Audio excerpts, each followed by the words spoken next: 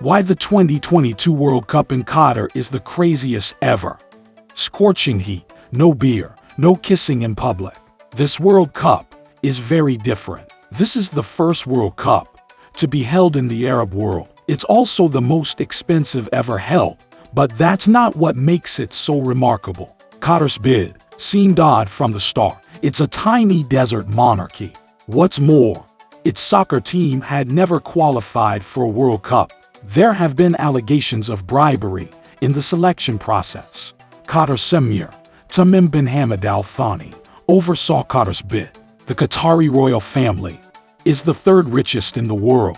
It allegedly paid millions of dollars worth of bribes to FIFA officials. FIFA even held an internal investigation. Unsurprisingly, it cleared Qatar of any violation. Qatar's population is less than 3 million. It had no infrastructure to host such a large-scale event, but it was willing to spend nearly $220 billion to build it. Qatar had 12 years to prepare.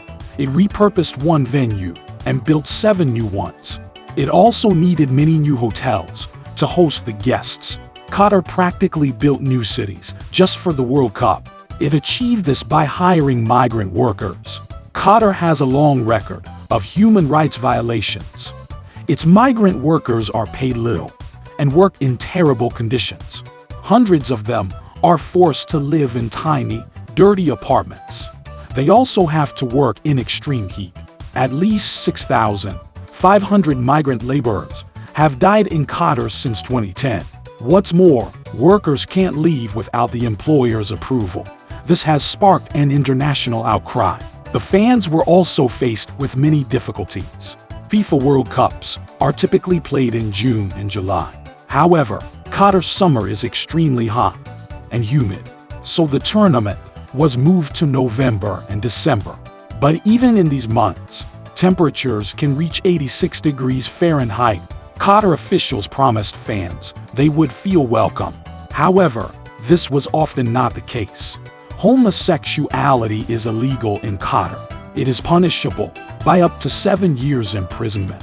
Qatari officials have said tourists had nothing to fear. But then, U.S. journalist Grant Wall was detained by security. The reason was his wearing a rainbow shirt to a match. Fans also had rainbow-colored bucket hats confiscated. Another issue is alcohol consumption. Qatar initially said booze would be allowed during the event. But 2 days before the first game, it changed its mind. Selling beer at the stadiums was banned. What's more, a pint of beer costs nearly $14. Fans must also refrain from vaping, as it is banned in Qatar. There are other rules visitors have to follow. They are told to dress modestly. Men and women can't wear shorts or sleeveless tops. Women must cover their shoulders and avoid shirt skirts. Public displays of affection are also frowned upon. Kissing in public might get you arrested. Even profanity is punishable. Qatar is hosting the World Cup partly to improve its international image. However, it only seems to highlight all of its problems.